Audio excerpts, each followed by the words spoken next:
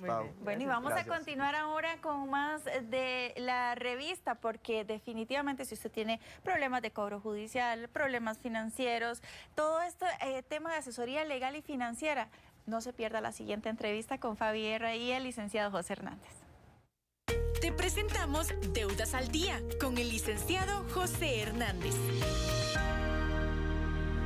Ya lo dijo Pau, cualquier problema de estos usted lo puede resolver, por lo menos guiar en esas consultas con el licenciado José Hernández. Y uno de los problemas que sucede mucho en nuestro país es cuando alguien se enferma. ¿Se imagina lo que es que de pronto se ha diagnosticado con alguna enfermedad y que no tenga cómo pagar los préstamos actuales? ¿Será que existe algunos mecanismos para poder solicitar una prórroga, por ejemplo, o evitar un embargo o demás? Algunas soluciones que puedan ayudar a esa persona a resolver esa inquietud. Hoy está con nosotros licenciado José Hernández, bienvenido, ¿cómo está? Buenos días, Fabi, es un gusto estar nuevamente en Deudas al Día.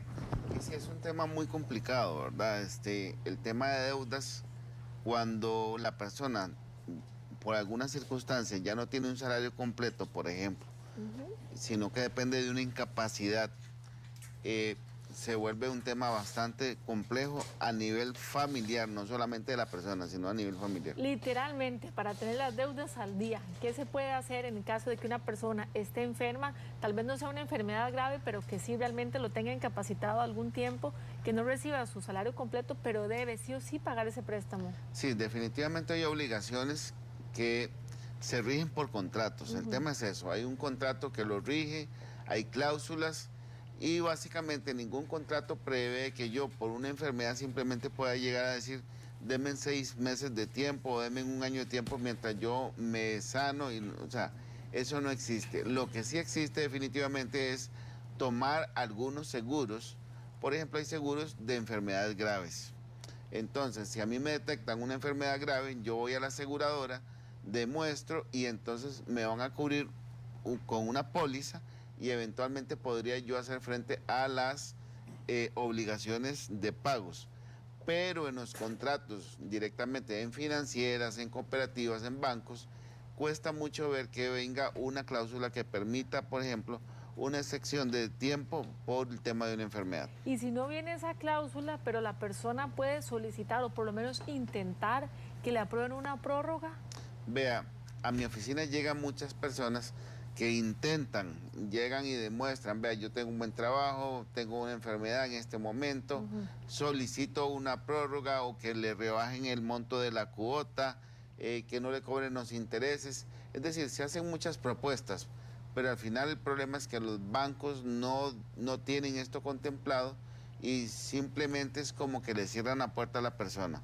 Acá el problema es entonces qué va a enfrentar esa persona. Y esto es el problema de una persona enferma, o podríamos poner también el ejemplo de una persona que se queda sin trabajo, Fabi. Estoy sin trabajo y volvemos a lo mismo. Si no tiene una póliza que le cubre el desempleo, va a enfrentar lo mismo que una persona que en este momento enfrenta una enfermedad y no tenía una póliza. Ya vamos a hablar del tema de los seguros, pero sí quisiera ponerle un ejemplo, en este caso, de solicitar una prórroga o reestructuración del crédito. Una madre soltera enferma de cáncer, ella solicita que su crédito de 250,000 colones mensuales se convierta en 100,000 por 6 meses. ¿Puede hacer, por ejemplo, este tipo de solicitud? Y si sí, ¿cómo? Porque nada se pierde con intentar. Sí, vamos a ver, el peor intento es el que no se hace. Sin embargo, definitivamente los bancos no contemplan esa situación. Yo he tenido casos muy complicados, muy serios, también incluso con adultos mayores que se quedan sin pensiones, pero definitivamente podría intentar una solución alterna, que sería, por ejemplo, un proceso de insolvencia y hacer este tipo de propuestas, pero no directamente en la entidad financiera, sino por medio de un proceso judicial. Eso sería algo completamente alterno, pero directamente en el banco cuesta mucho que un banco haga este tipo de excepciones. Estaba también leyendo que es importante que las personas revisen si ese crédito tiene algún seguro por incapacidad o desempleo. Y esto incluye enfermedades graves, fallecimiento o incapacidad temporal. Correcto, eso es lo que decíamos. Los seguros sí podrían ayudarle a una persona. Ahora, ¿qué pasa, por ejemplo, si por alguna circunstancia no se aplica el seguro? Entonces ahí estaríamos completamente también al descubierto. Por ejemplo, ¿Cuándo no va a cubrir el seguro? Si ya al momento de que me detecten a mí la enfermedad y yo tenga una epicrisis, por ejemplo, se demuestre que ya la cuota o el préstamo estaba atrasado. Si los préstamos están atrasados, ya las empresas aseguradoras no cubren. Entonces la persona enferma puede ser embargada. Podría ser embargada. Habíamos traído un dibujo, no sé si lo podemos claro, poner. Lo tenemos una foto de un esquema de pagos para que usted nos pueda explicar cómo funcionaría esto. Sí, ahí el tema, acá lo que vamos a ver es más o menos cómo funciona un proceso de cobro judicial. ¿Qué pasa si la persona no puede pagar? Entonces ahí tenemos un último pago, por ejemplo, el que yo hice, ya no pude pagar porque me enfermé, me incapacitaron, lo que sea. Va a llegar el momento donde me presentan la demanda. En esta demanda vienen los embargos que se pueden pedir. ¿Esa demanda se presenta cuánto tiempo después de ese último pago? Normalmente unos 3 meses después de estar atrasados. Entonces, viene el embargo de propiedades, de vehículos, de cuentas bancarias o de salario. A eso es a lo que la persona se expone. ¿Qué pasa si es una persona enferma, pero sí tiene una casa? Le van a embargar la casa. O si tenía un vehículo, le van a embargar el vehículo. El salario en un enfermo no, porque está en un periodo de incapacidad y la incapacidad no se puede embargar, pero los demás bienes sí se los podrían embargar. Posterior vendría una demanda y podría ser que esa demanda todavía la persona está en ese periodo de incapacidad y luego van a empezar a notificarlo. Pensemos que sea una persona que está enferma realmente, 6 meses, 7 meses en su casa, va a ser muy sencillo localizarlo para notificarlo. Del otro lado, ¿qué estaría pasando? Si me embargaron una propiedad, del otro lado, cuando ya haya sido notificado, va a poder proceder una solicitud para rematar los bienes de esa persona. Me interesa que nos explique este tiempo de allá arriba, más de 4 años de prescripción. Sí, vamos a ver, sí. Es que si desde el último pago que yo hice hasta que me llegan a notificar la demanda, ya pasaron más de 4 años, podríamos estar hablando de una prescripción de deuda. Esa es una defensa alterna también que tiene una persona cuando ya se enfrenta en un proceso de cobro judicial. Acá lo que sigue después de la notificación podrían ser 2 cosas. Que el banco no haga nada después de la notificación y vuelve a prescribir en 4 años. O eventualmente esas rayitas que van ahí después de la notificación son las liquidaciones de intereses que hacen los bancos. Es decir, aunque yo esté demandado, la deuda no muere ahí. La deuda no se detiene con el cobro de intereses. Eso es algo importante. Las deudas siguen creciendo cada año a punta de intereses. Y si el banco está presentando liquidaciones, las deudas nunca prescriben, pueden durar 20 años, 30 años y las deudas se van a mantener en cobro. Y la persona puede ser que después de 1 año, 6 meses o demás se haya podido recuperar, retoma el préstamo pagando exactamente lo mismo o esa cuota se va a ver el problema, Fabi, es que si ya pasaron 6 meses, por ejemplo, probablemente ya esté en cobro judicial. Y entonces, ya estando en cobro judicial, difícilmente va a poder seguir pagando las mismas mensualidades. Pero sí lo puede retomar. Sí, ¿verdad? podría renegociar. Ajá. Incluso uno podría proponer, si ya hay un proceso de cobro judicial, uno podría proponer llegar a una audiencia con el juez y con el acreedor, a una audiencia de conciliación. ¿Para qué? En una audiencia es muy importante exponer por qué razón la persona dejó de pagar y que en este momento ya puede retomar los pagos para que eventualmente haga un arreglo con el banco y continúe pagando ya fuera de un proceso judicial. Si usted desea una asesoría más personalizada con el licenciado José Hernández, recuerde que lo puede contactar a través de los teléfonos que van a aparecer en pantalla. Él es especialista en cobro judicial, en cobros también de tarjetas de crédito, embargos salariales y demás.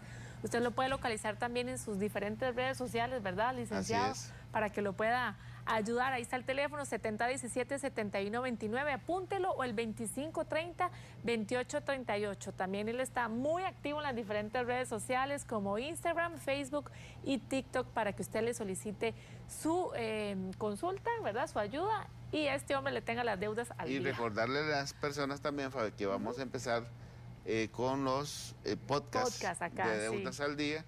Entonces, cordialmente invitados para que nos vean los miércoles en la noche. A partir de las 6 de la tarde, de las 6 ya de la esta tarde, semana, en ¿verdad? todas las redes sociales. Muy bien. muy importante porque también usted está pues más cercano acá con el licenciado para las diferentes consultas. También es importante que las personas sepan que sí, que existe esa asesoría para poder resolver estos conflictos, porque nosotros los que no sabemos de leyes no entendemos, ¿verdad? Así Pero es. también hay derechos para las personas que enfrentan este tipo de situaciones. Siempre es importante consultar, que puedan asesorarse, porque podría ser que hayan pólizas, digamos, que uno pueda activarlas o eventualmente algún tipo de proceso, digamos, opcional en paralelo a un problema de deudas mientras se resuelven temas de salud o temas de desempleo, por ejemplo. Hablemos de ese monto máximo que las personas deben saber que sí es posible embargar y otro monto que no, ¿verdad? Que por ley le corresponde a la persona mantenerlo.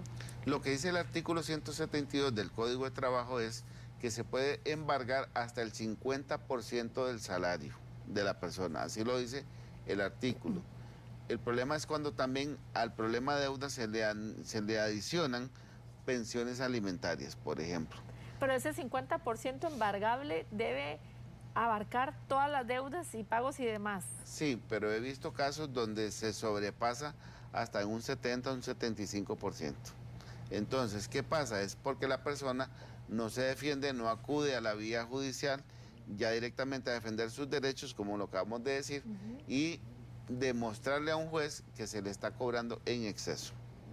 ¿Cómo procede entonces? ¿Por dónde empieza? Porque usted ya está diciendo, ¿verdad? Que claro, eso pasa muy frecuente y la verdad es que la gente no sabe. Hay que presentar un incidente con el juez y eventualmente solicitar que se revise porque no se está cumpliendo con la normativa que protege a los trabajadores. Con todos los comprobantes y demás. Así es, así es.